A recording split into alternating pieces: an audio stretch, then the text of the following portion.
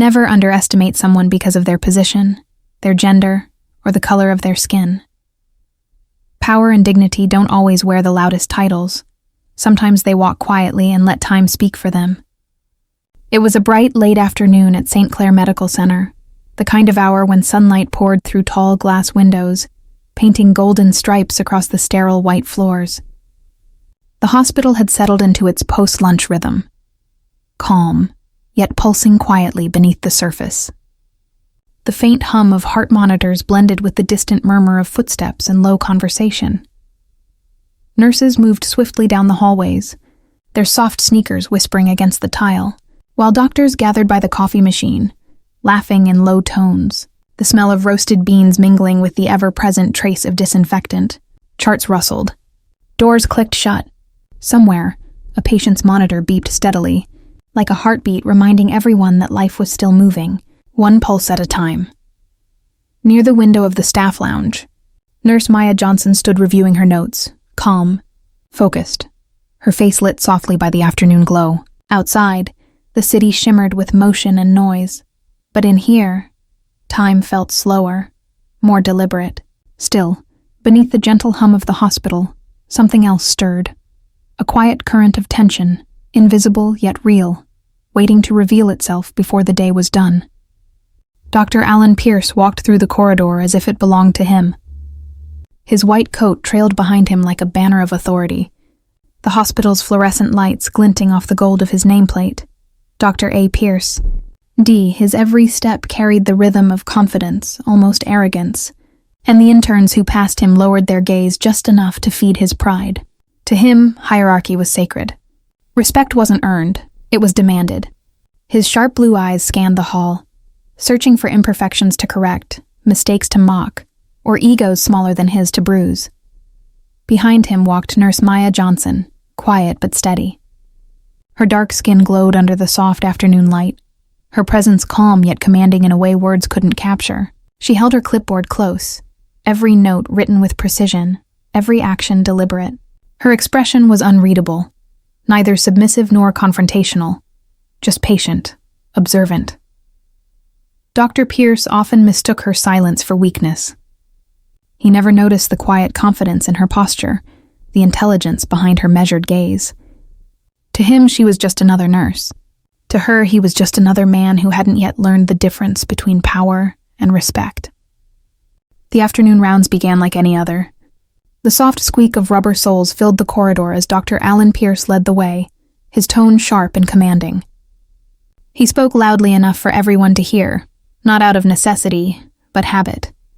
With every word, he carved a line between himself and the others.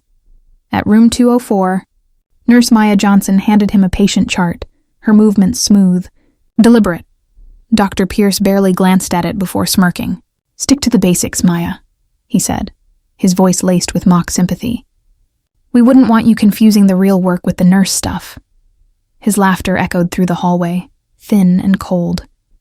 The other nurses exchanged uneasy glances, their smiles tight and forced.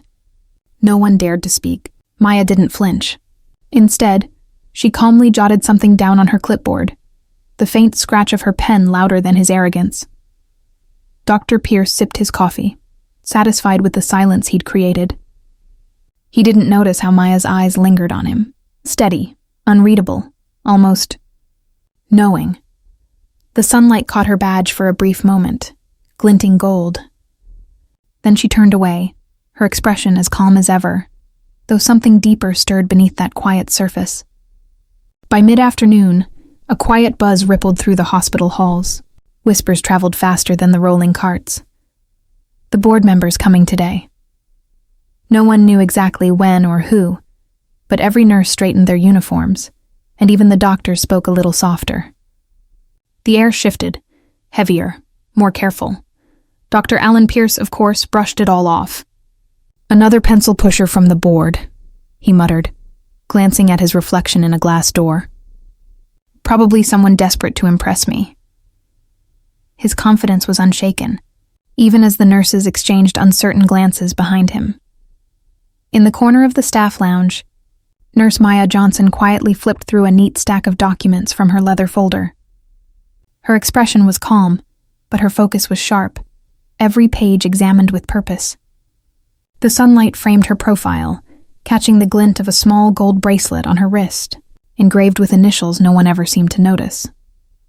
Dr. Pierce passed her without a glance, too busy rehearsing the speech he'd deliver to the mysterious visitor. Maya closed her folder softly and looked toward the window, her eyes thoughtful, distant, as if she already knew how the rest of the day would unfold. The staff meeting gathered in the conference room just as the golden light of late afternoon spilled across the long glass table.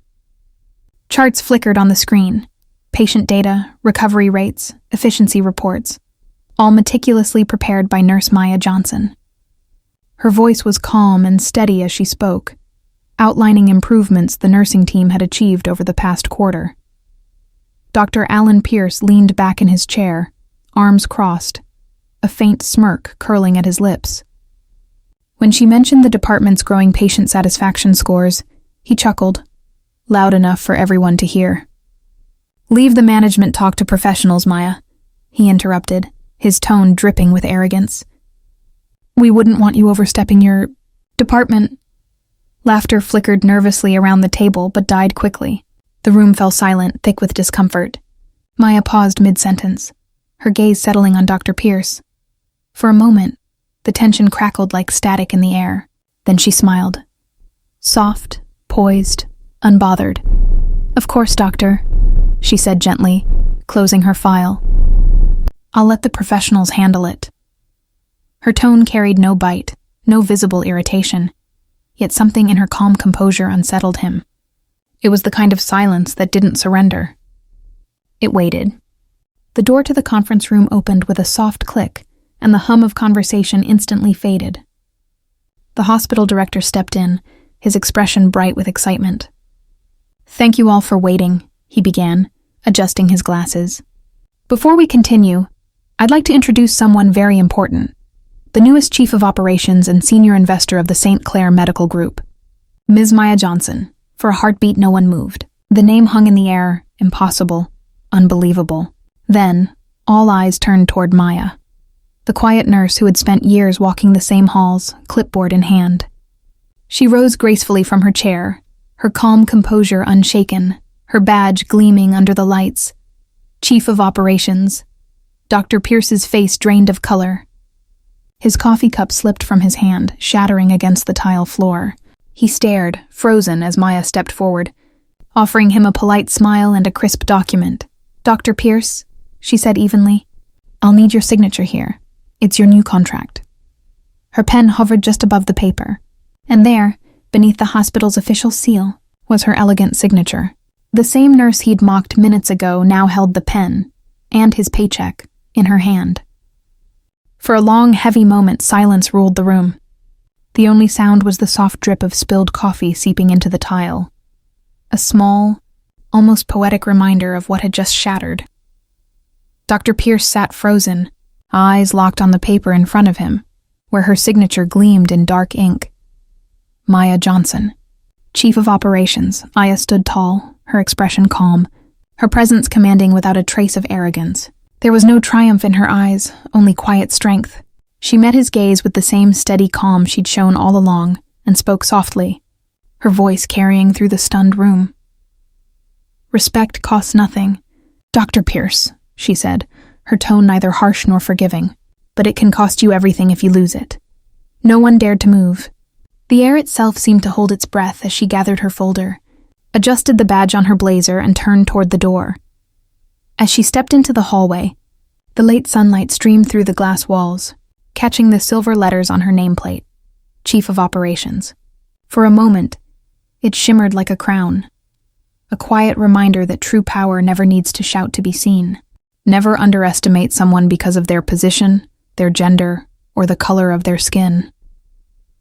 Power and dignity don't always wear the loudest titles. Sometimes they walk quietly and let time speak for them.